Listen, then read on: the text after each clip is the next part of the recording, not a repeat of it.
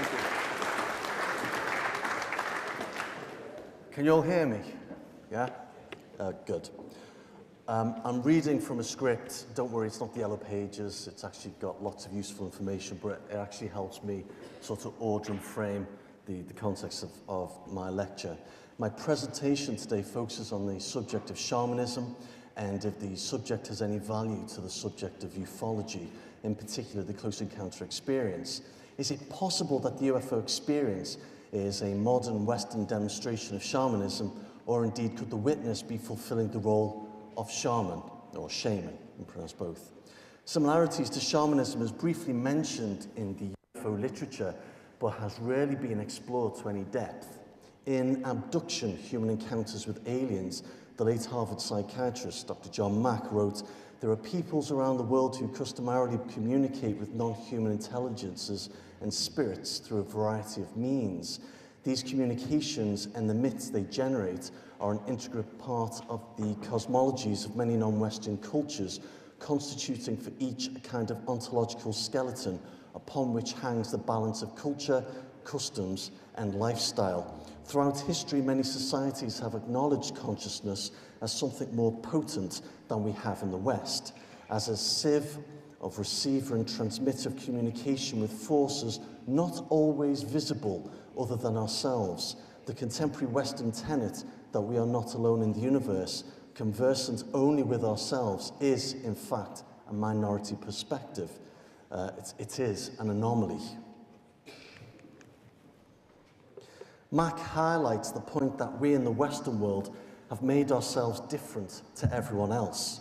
From the time of the Age of Enlightenment and the Age of Technology, it appears that the West has developed a superior philosophy or way of life, something we like to think of as progress, intellectually, technologically, even culturally. Perhaps this offers us an explanation as to why normal, rational individuals are making claims that they have had vision-like experiences, alleged contact with another apparent superior intelligence from advanced technological craft we regard as extraterrestrial.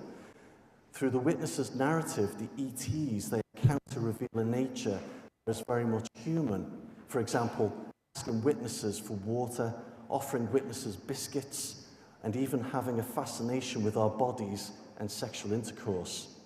Mack informs us that alien abductions and the effects on abductees possess their own uniqueness. He describes the work of folklorist Peter Rochevich, who, through comparing the experiences of abductees with other aerial and abduction phenomena, alludes to the possibility that there's an intelligence behind the UFO experience and extraordinary encounters of all types, one that adapts its form and appearance to fit the environment of the times. In his conclusion, John Mack states, "It needs to be stressed that we do not know if any of the above phenomena exist literally on a purely material plane of reality, despite the apparent physical manifestations. It could all be educational, a kind of mythic drama intended by a transcendent intelligence to move our being to a higher level." Dr. J. Allen Hynek and Dr. Jacques Vallée, the grandfathers of modern ufology, both comment on strange behavior of UFOs in their book, The Edge of Reality.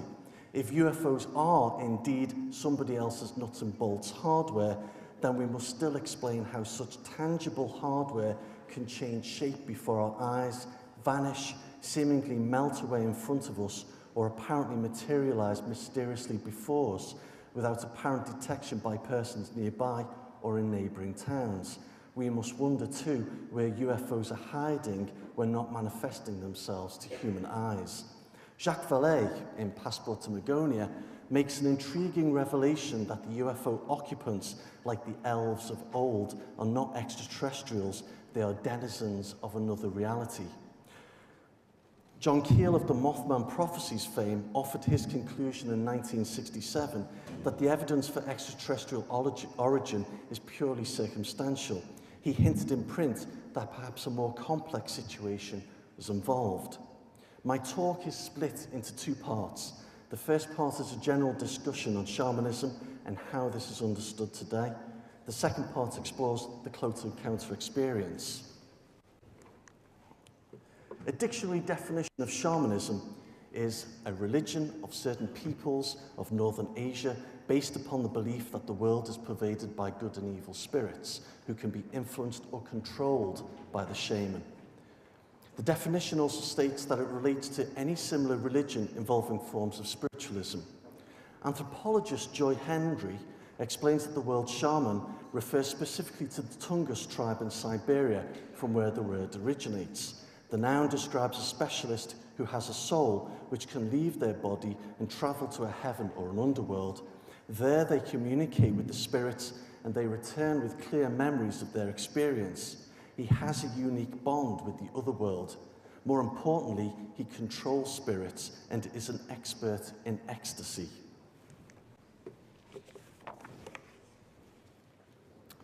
There are different paths to becoming a shaman. One path entails an individual responding to an abrupt and obscure call, like the Sangoma in Swaziland. The invitation is perceived by the individual to be a sign, such as visions, hearing an inner voice, or seeing signs. Failure to respond to this call is often met with punishment in the form of misfortune, illness, and even death. Acceptance often means that the calling spirit soon appears in some outward, visible shape and communicates in a more explicit way. In weaker individuals, the calls will take the form of dreams. The second path relates to an individual inheriting the position in either the male or female line and is sometimes mandatory. The individual is aware that they had a history of experiences from a young age. This person is selected because it's believed they possess certain psychic qualities. The third path is the yearning of an individual to follow a spiritual path. Initiation sees the transformation of an individual into a shaman, and this is often a long period of discomfort and incredible pain, which has the potential to last months, even years. Individuals tend to get the calling when they are young. In some Amazonian cultures, a shaman's power diminishes with age. Here we see a couple of clay vessels from the north coast of Peru. Both are known as stirrup spout vessels that were made by the Moche people around the 9th and 10th centuries AD. They depict the transformation of the shaman into an animal. One is an owl, the other is a seabird. I wanted to show you the piece on the left, as owls are culturally powerful symbols, and they appear to feature in a small number of UFO-related experiences. These vessels convey a belief that shamans have the ability to transform themselves, a means by which they enter the spirit world. At about this time period, ruling nobles were also considered sacred and that they had access to the divine. Interestingly enough, wild cats, crabs, lobsters, reptiles, and snakes are also depicted on anthropomorphic transformations because these creatures were viewed as liminal creatures in that they could travel between worlds, very similar to cats and dogs of other cultures. Again, powerful symbols that also feature in the narratives of 17th century witch trials in this country and also modern UFO experiences. For example, the black dog viewed by Whitley Strieber on board the craft he allegedly was on. There is a strong religious association between these animals and beliefs in regeneration and the importance of rebirth within the cycle of life. Life and death are obvious forces that deeply affect our lives. Shamans act as mediators between the human world and the invisible world of the spirit. They themselves are liminal practitioners, that is, they possess the ability to cross boundaries. That's the important point to make here. They also have the gift to bring about change through their activities, change for the individual and change for the social group they belong to. Engagement with spirits can be done by anyone and is usually done at key points in a person's life. Initiates become transformed themselves, leaving behind their old selves and being reborn or changed into a new one. Shamans have purpose and meaning, and that they have to, 1, engage with spirits. They enter a trance to journey to the spirit world with the aim of communicating with spirits. They develop relationships with spirits, which includes knowing them by name and sometimes conducting sexual activity with them, even controlling them. Also, communication takes the form of channeling the power of the other world to benefit the community. Such benefit often means finding a cure to heal a person or even to curse, locating the causes of misfortune, the ability to divine, for example, to find lost things, and finally the ability to bring order in the form of messages, particularly during times of crisis. This can also bring about positive change. The way of life includes fasting, living a life in isolation, sometimes displaying strange or unexplained behavior, and reflection meditation. Larry Ellis, in his article Trickster, Shaman of the Liminal, tells us from his knowledge of native North American culture that a shaman is a valued and essential member of the tribe, but to some degree will always remain the outsider, powerful, unpredictable, and incomprehensible. He draws his power from the realm of the liminal, wielding it in a manner that parodies the significance of what he accomplishes. Writing for the Journal of African Studies in 1997, Ian Lewis described shamanism as a traditional spirit-inspired diagnostician, a healer, a ritual expert who is a specialist in religious ecstasy. He goes on to explain that the use of the term shaman outside its original Siberian context is by no means unproblematic. Consequently, the extent to which shamanism represents a universal religious phenomenon or set of phenomena is a matter for debate. That debate does continue to this day. Shamanism is not a universal religion, but it is a practice that exists in almost every culture, but there are differences and variations. This is important to bear in mind when looking at close encounter experiences. We must not make the mistake of expecting to find like-for-like experiences, but important parallels. In 19th century Africa, the Nganga was one such individual, today referred to by museum ethnographers like myself as a ritual specialist.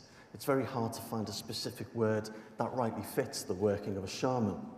In South Africa, these people are called Sangoma. The Inuit of Baffin Islands have someone they called Angakut. In Peru and Ecuador rainforest, we have the Uashin.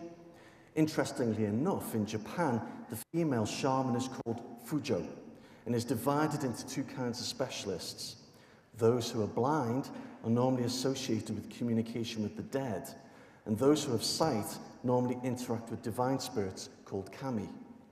Cultural names aside, their roles are strikingly similar, and I will continue using the term shaman as everyone here understands that reference. I would prefer to use the term mediator, but this reminds me of hostage abduction, negotiations, and relationship counselling. Our understanding of the shaman is really only a recent development. Historically, the shaman in the 16th and 17th centuries was treated in much the same way as those accused of witchcraft and devil worship, and they often met a similar fate.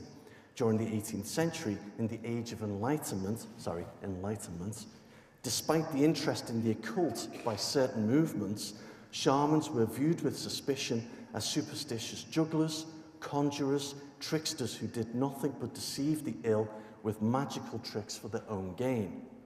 Observers still had difficulties understanding them. It actually wasn't until the late 19th and 20th centuries that anthropologists had actually understood the purpose and role in society through participant observation. In 1946, S.F. Nadel made numerous observations amongst the Nuba peoples of the Sudan and used the term shaman to translate the vernacular Naimau term kujo, which he reports is applied to describe spirit-inspired priests who divine the future and diagnose and treat illness at seances while they are in a state of trance. The spirits concerned are anthropomorphic. They are human-like in appearance. They come to the shaman from outside, and when he is in a trance, gain hold of his body. In trance, the spirit mounts the shaman as a rider does a horse and enters his head. Nadel was able to contend that the Sudanese cult was equivalent to classical shamanism in Central Asia and Northwest America. It rests on the belief that spirits may possess human beings and onto the practice of establishing communication with the supernatural through human beings so possessed. The person possessed, the shaman, is more than merely a temporary and passive medium through which others place themselves en rapport with the spirit world. Through his ability to induce possession, he is also a master of these supernatural powers. Finally, Dr. Audrey Coulson lived with the Akawau people in British Guyana, and she told us that the spirits who inhabit a shaman's body also assist with social making decisions. These decisions would frequently reflect public opinion, concerns, and anxieties. Another valid point to be noted for later. In many cultures, the spirit world is adjacent to the human one, and spirits are believed to regularly interact with people, sometimes with consent, and many other times without their consent. This is much the same as the European tradition of fairy folklore. Shamans exist in an animistic world where spirits are everywhere, but are sometimes considered the souls of the deceased and real entities. For example, the Australian Aborigines believe in the tiny Mimi spirit, which hides from people, but from time to time comes out of rocks to forage for food. Sometimes spirits relate to deceased family members who protect settlements. For example, the beliefs of those living in former Kafiristan, a region within old Afghanistan at a time prior to forced conversion to Islam by the ruling Mehta. These ancestral spirits were sacred to every village and would be suspended by posts outside the village entrance to warn off intruders. Speaking of Islam, I was informed by a colleague that in the Middle East, a UFO would not necessarily be perceived as an alien flying saucer, but as a jinn or evil spirit. In Nigeria, the ancestral spirits are revered and offered libations and sacrifices in return for protection and guidance. In the Amazon rainforest, as one can imagine, the spirits take the form of birds, amphibians, and lizards, but they also take human form and again relate to ancestors of those long deceased. Despite appearances, almost every culture acknowledges a real relationship with the spirit world, as this ensures new birth and regeneration after death. The modern Western world is the exception. Instead, we have aliens and spacecraft. Perhaps this is our version of the spirit world, but we fail to recognize it. Cultural perception of anomalies plays a big part in how we interpret experiences, and I recommend reading texts by researchers such as John Spencer, who discusses perception in such depth. The Unsuri Shwa are a forest people living in eastern Ecuador and Peru, and they believe that life and death is dependent upon negotiating the invisible forces that surround us. The spirit world empowers them. It gives them status, meaning, and purpose. In fact, they frequently go in search of souls because without them they believe they would die. Their worldview is a fascinating one in that they see the normal waking state as a lie. To them, it's not reality. In fact, they believe that by entering the spirit world, they see and experience the real world. Events that are initiated there have a great impact on the waking world. However, they also believe that to get there, one has to enter a trance state. And this is done in the Amazon by taking hallucinogens. I must stress here that not every culture uses hallucinogenic drugs. Many cultures enter a trance state by fasting, drumming, dancing, singing. A Western comparison would be akin to a young person going to a nightclub, a rave, dancing the night away, listening to drum and bass. It's the vibration that takes them into an altered state of consciousness. And very often young people do come away with a sense of great elation. As a master of spirits, the shaman with experience should be able to do this at will. In other words, they can willingly enter the spirit world when they want to, but there will be other occasions when they are forced to enter the spirit world through no choice of their own. Very similar to people who report what they classed as abductees, very close encounters. They're forced to have this experience. This is a shaman's rattle from Northwest Coast America, carved by Joe David. Some anthropologists have experienced the trance state for themselves and reported these observations. One example comes from Everett Thurn, who was living with the Mukushi in British Guyana. Whilst understanding the techniques involved, such as drumming and voice impersonations, he was actually aware of being in a trance state and ascending to a place he didn't recognize. Afterwards, when walking out into a storm, he felt aware that the environment felt very different. It felt alive. An American anthropologist, Dr. Michael Harner, conducted much field work with the Unsuri Shwa. The previous slide showed a member of the community. And through his seminal work, the Ivaro, he tells us that the Shwa believe that they have three types of souls. The Arutan Wakani, which is an acquired soul, and they believe that a man can possess only two souls at any one time. The second is the Muisak, or the avenging soul. And the third is the Nekas Wakani, the true or ordinary soul. Acquiring a soul can be obtained by any man or woman.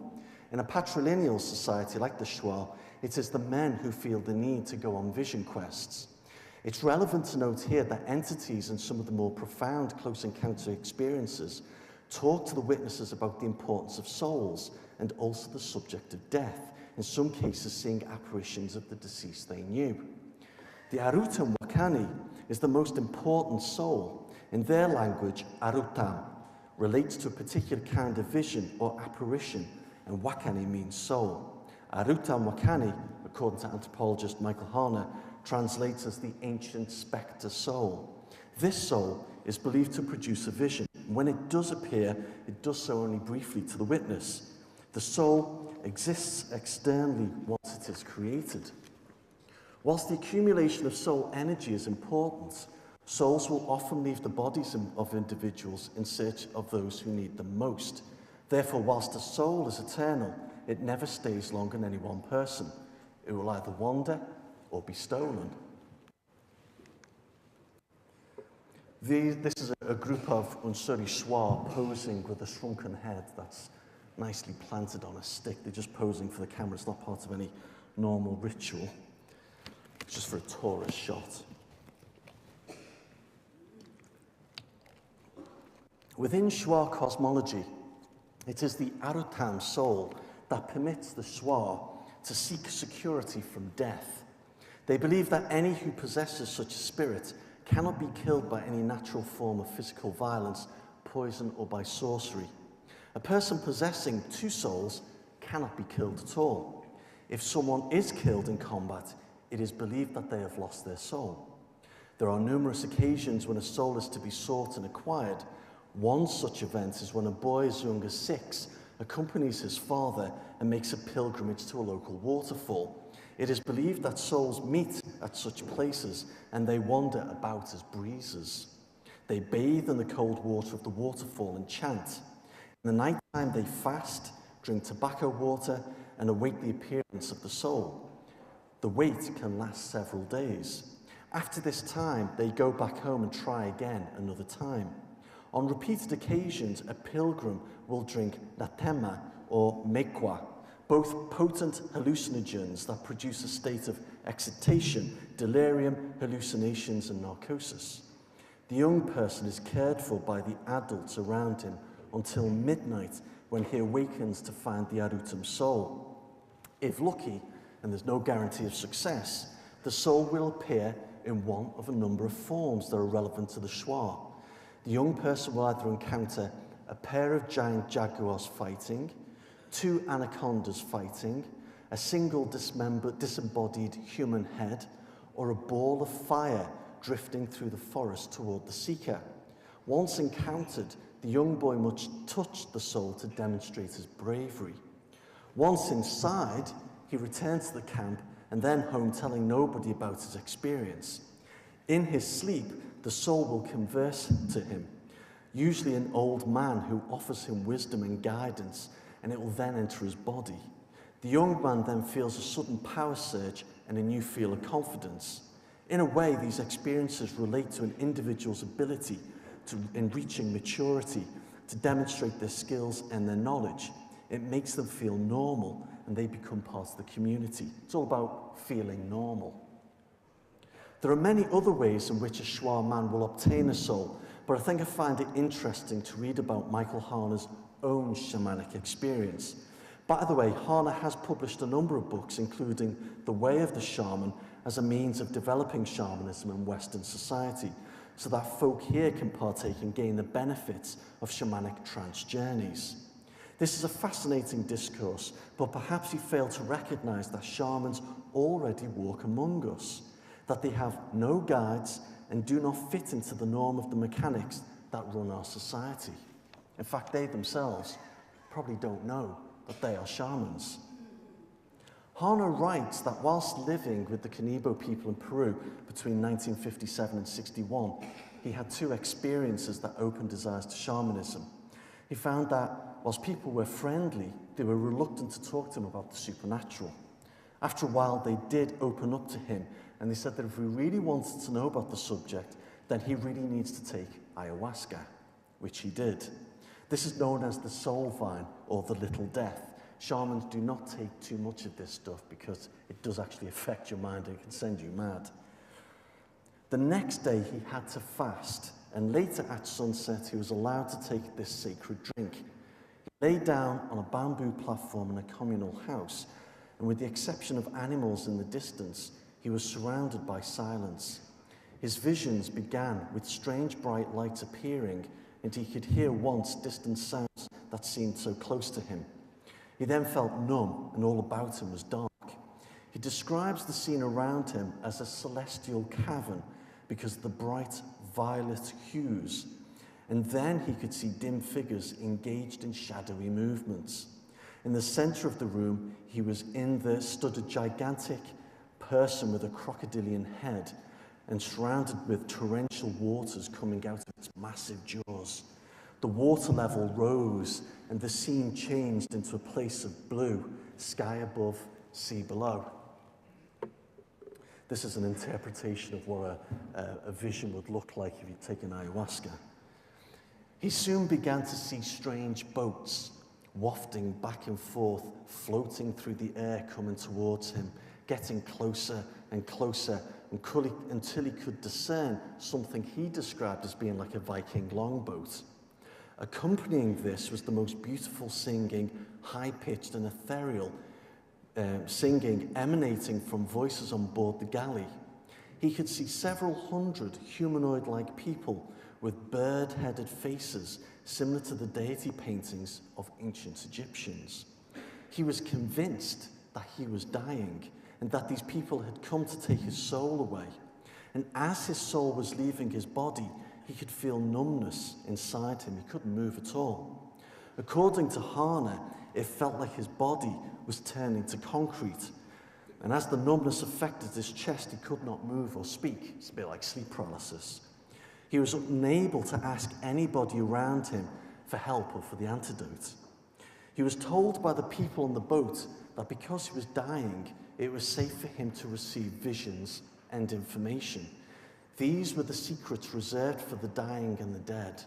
The givers of this information were giant reptilian creatures that he could vaguely see in the gloomy, dark depths at the back of his mind. They then projected a visual scene in front of him. First, they showed him the planet Earth as it was aeons ago, before there was any life on it. He could see the ocean, barren land, and a bright blue sky. Then he saw black specks dropping from the sky in their hundreds, winged black creatures that flopped to Earth utterly exhausted from their trip. And they explained to him in a kind of thought language that they were fleeing from something out in space. They had come to Earth to escape their enemy. It's something out of a H.P. Lovecraft story.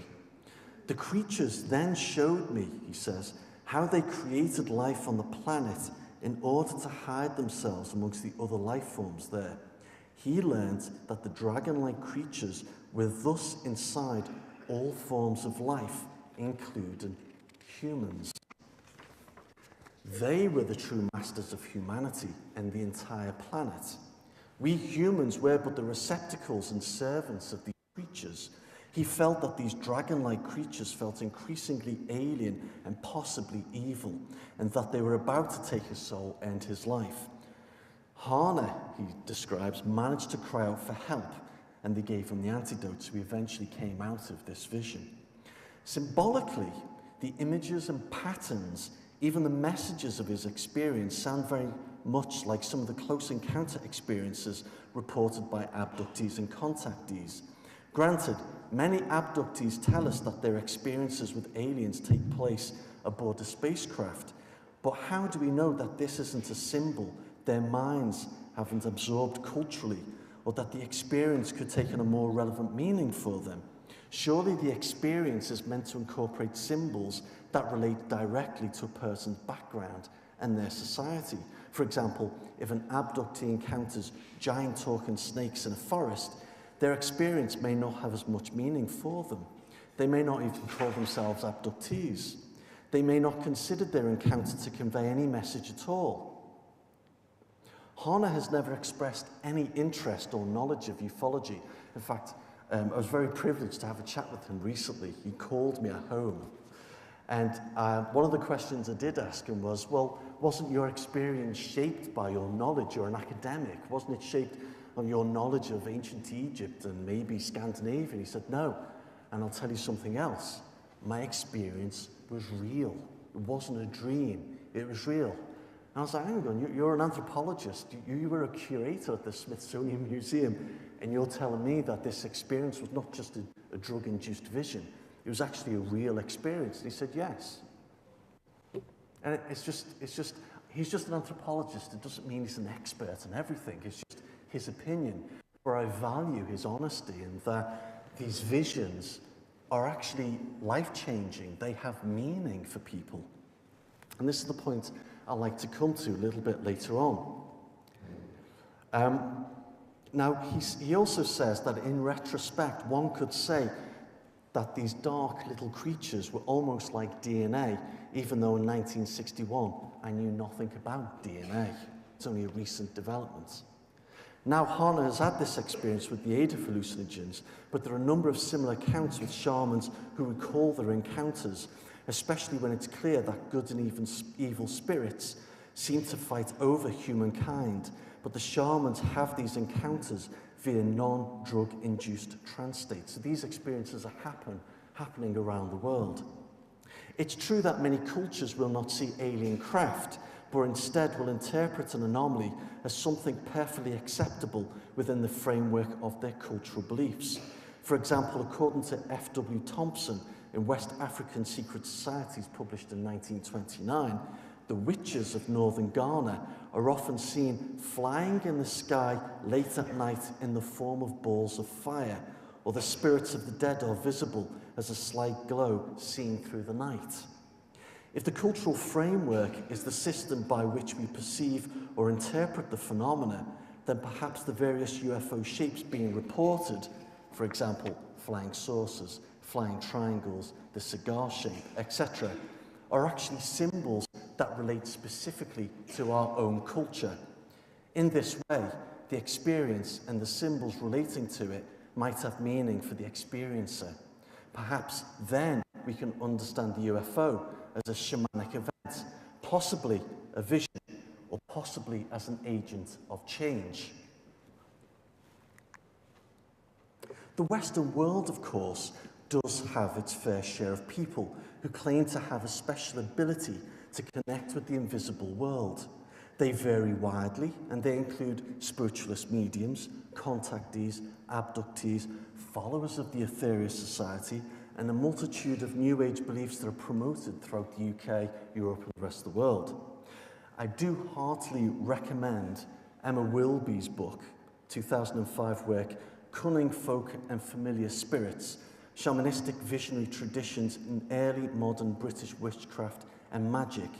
Despite science and technology, Western culture is historically rich in cultural tradition and folklore.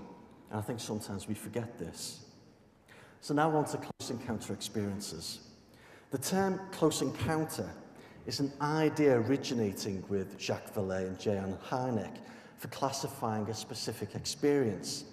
I understand the term to mean an aerial anomaly that is visible, and the people witnessing them, it's in close proximity to the observer. There might be some form of communication, interaction, even the appearance of occupants. The experience sometimes involves observer isolation. In other words, we just have a single witness where else no one else sees it. And they come across intelligent-like behavior displayed by the anomaly or its occupants. The experience is so far removed from the observer's reality that it is sometimes difficult to comprehend. And how do you convey to someone who hasn't experienced it that deep experience? And I've experienced it myself. In his book, UFOs Operation Trojan Horse, John Keel asked, how do you investigate something that doesn't exist? The answer, he claimed, is that you investigate and study the people who have experienced these things. You don't investigate them by checking their reliability. You study the medical and psychological effects of their experiences. This cannot be done by teenagers with telescopes and housewives with tape recorders. Now, he wrote this many years ago. Please excuse him. It must be done by trained professionals. Investigations into UFO sightings traditionally place a particular focus on the anomalous object, on the UFO itself. Investigations are sometimes led by the personal beliefs of the investigator. Only a small part of the inquiry is given to the people we call witnesses. I want to mention here Elsie Oakenson, a famous UFO witness whose experience led her to change direction in her life and actively take up spiritual healing. Oakenson herself felt that many witnesses were regularly being squeezed into other people's theories. UFO investigations have at times involved the need to include specialists, such as astronomers, biologists, physicists, meteorologists, psychologists, etc. But the interpretation of such information has often been produced by unqualified amateurs. And finally, whilst there are forums for discussion, raw case data is rarely seen by the public for the purpose of closer scrutiny. In 1972, the late astronomer Dr. J. Allen Hynek, consultant to US Air Force's Project Sign, Grudge and Blue Book, and the father of modern ufology, wrote, "Though it can't be explained yet, the UFO experience has every semblance of being a real event to the UFO reporter and his companions. That is our starting point. The UFO reporter is our data-gathering instrument. Data and data gathering are important elements in understanding the subject, so long as the right questions are being asked.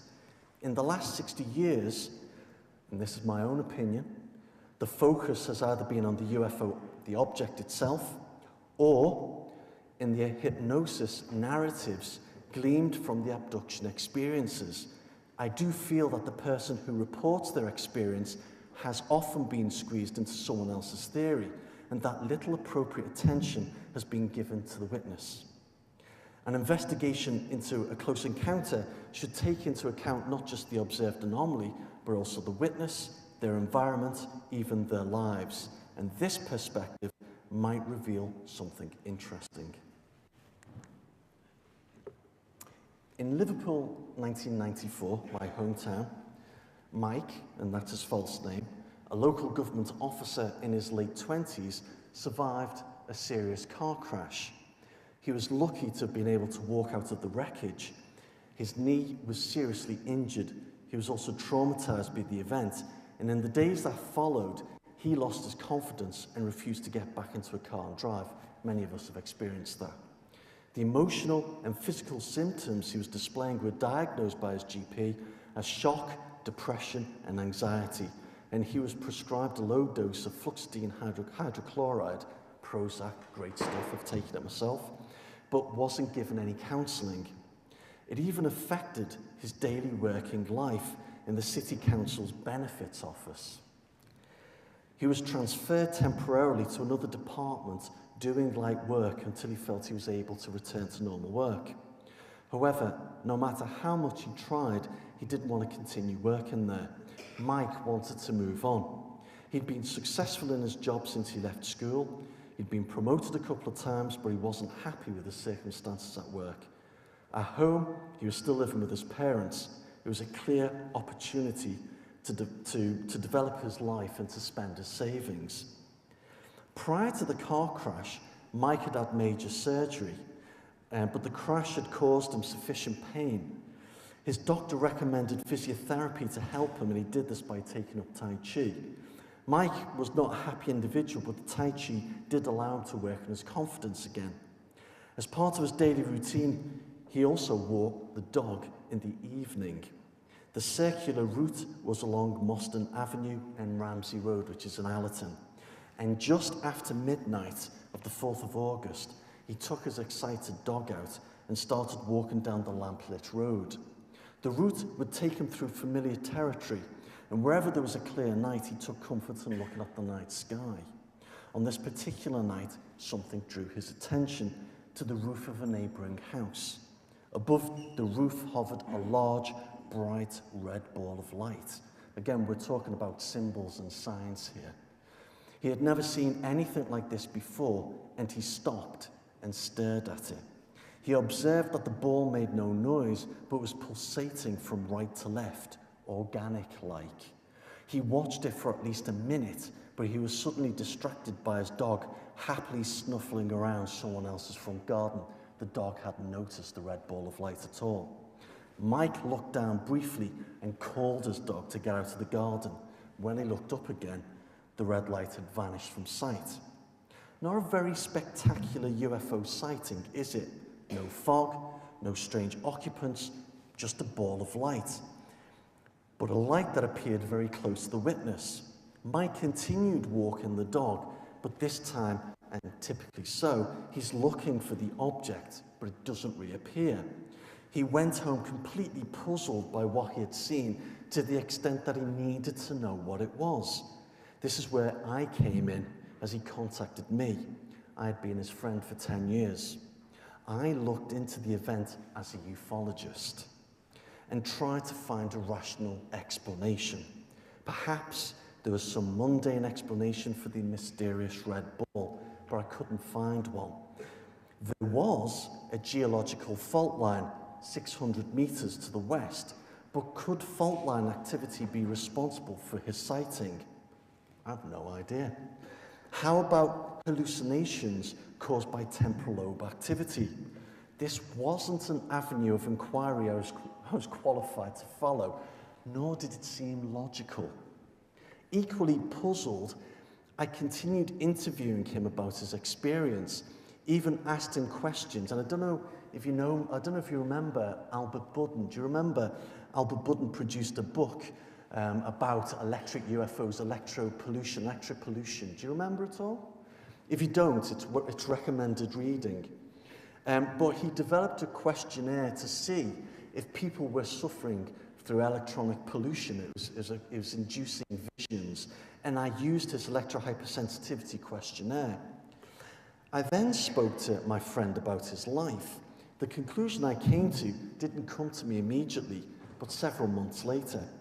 Mike had experienced other phenomena, events he believed were paranormal. For example, he was lying in bed at night when he could feel the paws of a cat sink into the mattress as it approached him, but he had no cat.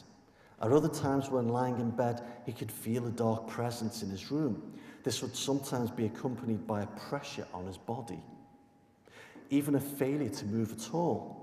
He had even seen a white face appear close to his own and hiss threateningly at him. And this is like old hag syndrome, sleep paralysis. His struggle with this force was eventually broken by a bout of swearing. Old hag syndrome, sleep paralysis, is an obvious correct analysis for these experiences. However, Mike also told me that apparently as a baby in his mother's womb, the umbilical cord had wrapped itself tightly around his neck, almost killing him. As a young boy, his uncle had sexually abused him. He had grown into a sensible, mature, intelligent young man with a talent for art. Very intelligent, but chose not to go to university, but instead found himself in a steady, well-paid job with local authority.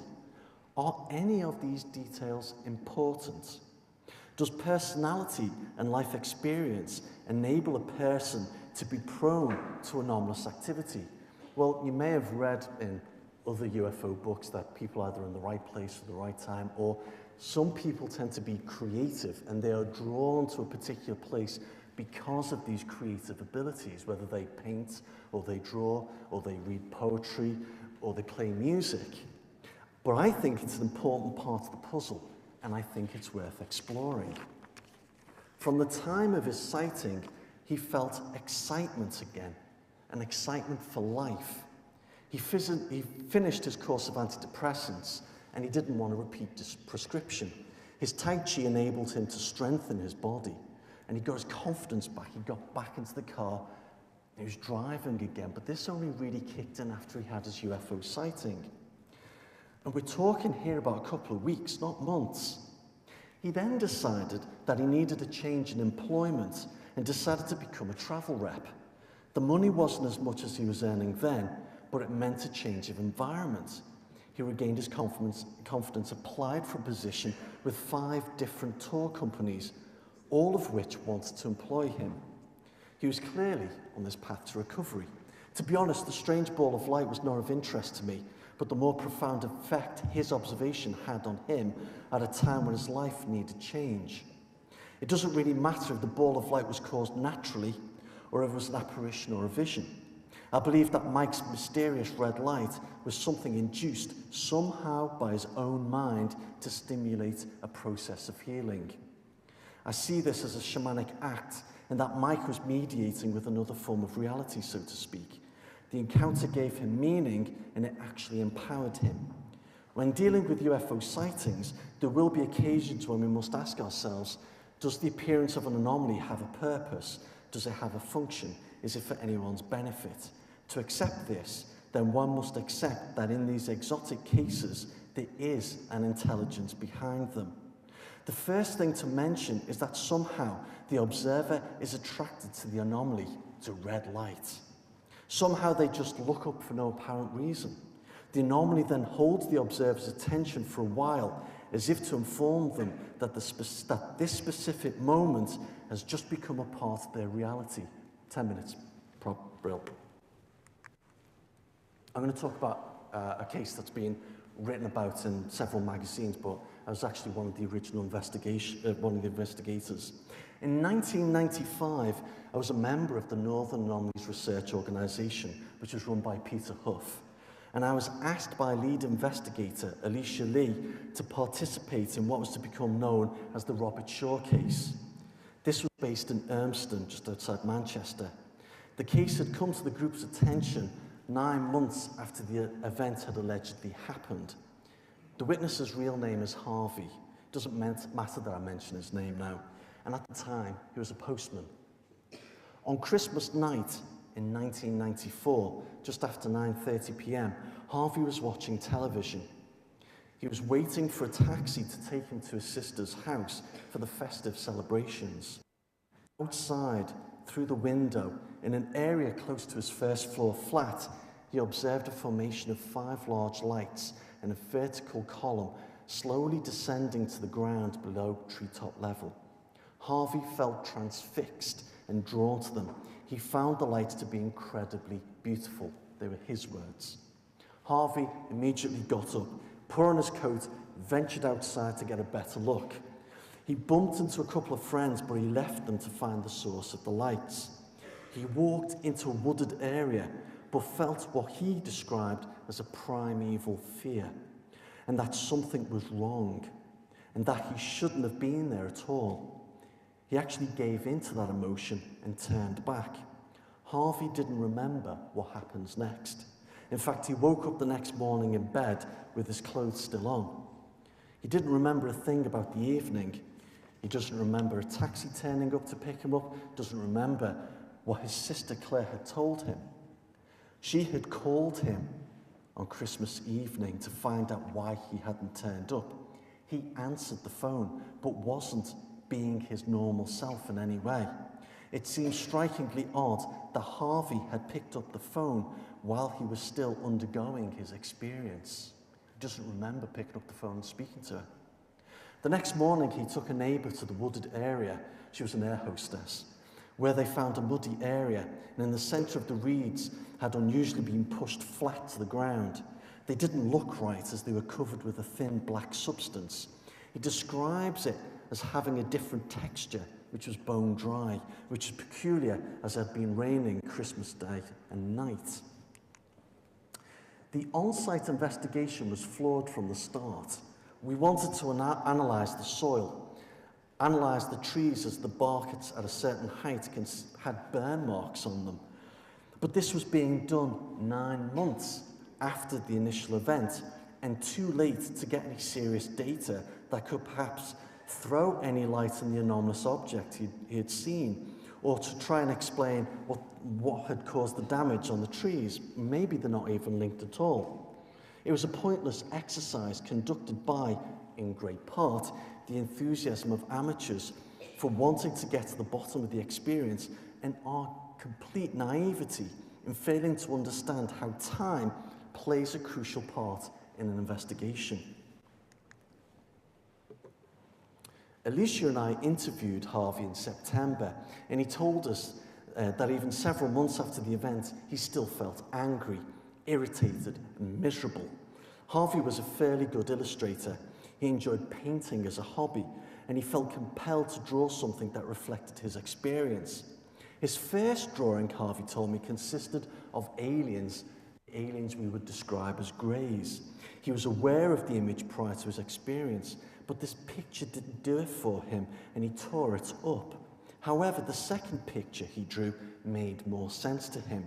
It shows a central column covered in branches and leaves, and at the base are little alien fellows, which he described were very insignificant to his experience. They were not important to his experience, but the column was.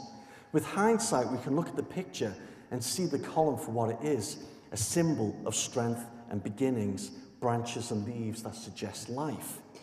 Unfortunately, in October that year, Harvey was hypnotically regressed by an author and a hypnotherapist. I have a copy of the transcript. This was an unfortunate step to take. For me, Harvey's experience sounds more like an altered state of consciousness, possibly relating to a hypnagogic experience. So I ask, what is the point of putting someone in an altered state of consciousness, i.e. hypnosis, to remember something that happened in an altered state of consciousness? It just doesn't make sense. And this logic can also be applied to anomalistic experiences that take place when someone is in bed. Logically speaking, if people go to bed to sleep, then surely their experience is likely to reflect visions created via a sleep state. And I'm not saying that the experience is not real. I'm just saying to get to that altered state of consciousness, you actually do it via the sleep state. Unfortunately, the further years of UFO sightings in the 80s and 90s were special because they were leading up to the millennium and the fears and anxieties associated with it. Even Harvey had told me that the hypnosis meant nothing to him. In the transcript, Harvey reports seeing bright lights and angelic beings, which he is pushed to describe. In fact, the only useful piece of information gleaned from the hypnosis was his response to the question, "What do you mean things have been bad?" His answer is, "Well, it's kind of the usual stuff. You know, girlfriends. I feel slightly trapped, I guess in the flat or being tied to the flat." There was also his job, which he wanted to leave. So there's obviously a yearning inside him for change, maybe on a subconscious level. His personal anxieties were a cause for concern, and Harvey required change. The questioners also pushed Harvey into telling them information he had been told by the intelligence behind the UFO. Information he shouldn't. Basically, he said the intelligence of his experience had said to him, "Do not say anything to anybody else. This is just for you." In a way that Michael Harner was saying that because I was dying, I was allowed to have this information, but I can't tell anybody else. We seem to have, if anything, the information being obtained was to help the witness, not the people asking the questions, so it was personal.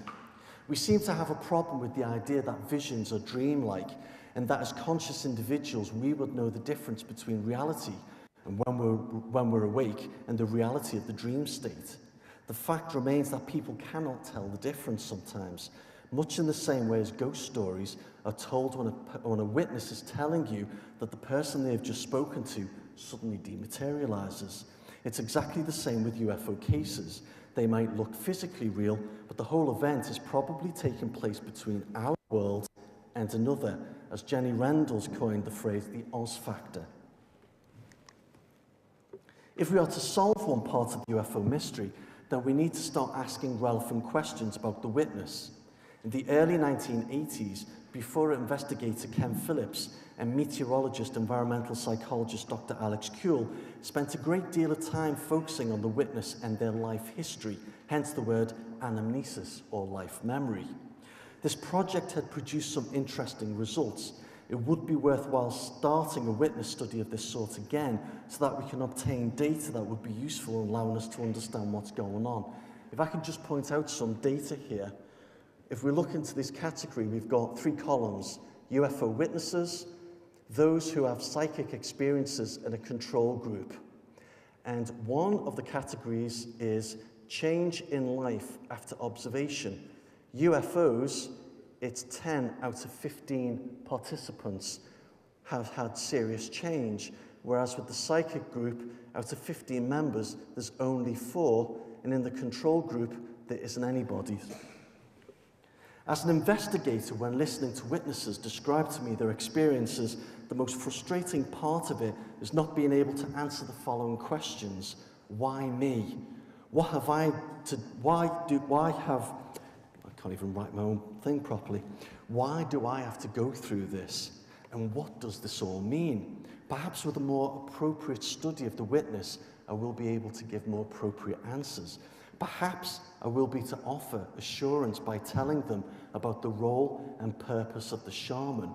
Perhaps then they will start feeling normal about the experiences they have and have something of value to offer themselves and our society. That's the end of my talk. Thank you very much.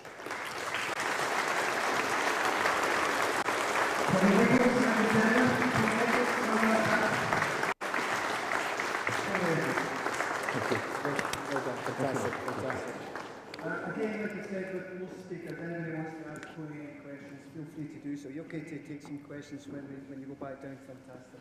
Great stuff. Thank you. Can you all hear me? Yeah? Good. I'm reading from a script. Don't worry, it's not the yellow pages. It's actually got lots of useful information, but it actually helps me sort of order and frame the context of my lecture. My presentation today focuses on the subject of shamanism and if the subject has any value to the subject of ufology, in particular the close encounter experience. Is it possible that the UFO experience is a modern Western demonstration of shamanism, or indeed could the witness be fulfilling the role of shaman, or shaman, you can pronounce both? Similarities to shamanism is briefly mentioned in the UFO literature, but has rarely been explored to any depth. In Abduction, Human Encounters with Aliens, the late Harvard psychiatrist Dr. John Mack wrote, "There are peoples around the world who customarily communicate with non-human intelligences and spirits through a variety of means. These communications and the myths they generate are an integral part of the cosmologies of many non-Western cultures, constituting for each a kind of..." A dictionary definition of shamanism is a religion of certain peoples of Northern Asia based upon the belief that the world is pervaded by good and evil spirits who can be influenced or controlled by the shaman. The definition also states that it relates to any similar religion involving forms of spiritualism. Anthropologist Joy Hendry explains that the word shaman refers specifically to the Tungus tribe in Siberia, from where the word originates. The noun describes a specialist who has a soul which can leave their body and travel to a heaven or an underworld. There they communicate with the spirits and they return with clear memories of their experience. He has a unique bond with the other world. More importantly, he controls spirits and is an expert in ecstasy.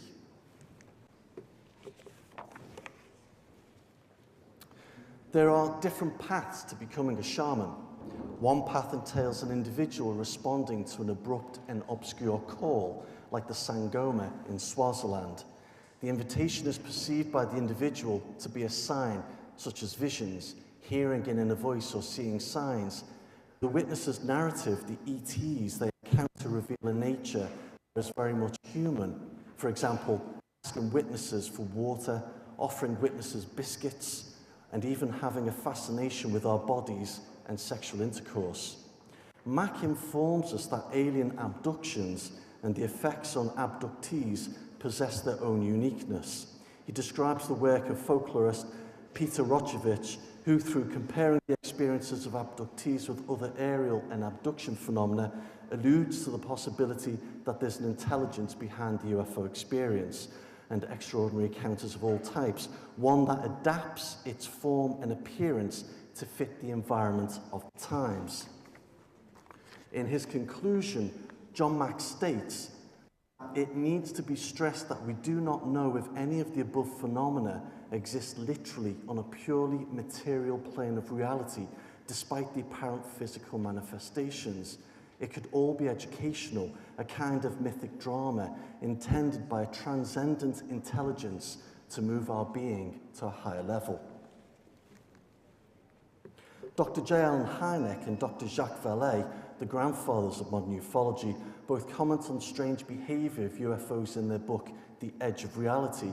If UFOs are indeed somebody else's nuts and bolts hardware, then we must still explain how such tangible hardware can change shape before our eyes, vanish, seemingly melt away in front of us, or apparently materialize mysteriously before us without apparent detection by persons nearby or in neighboring towns.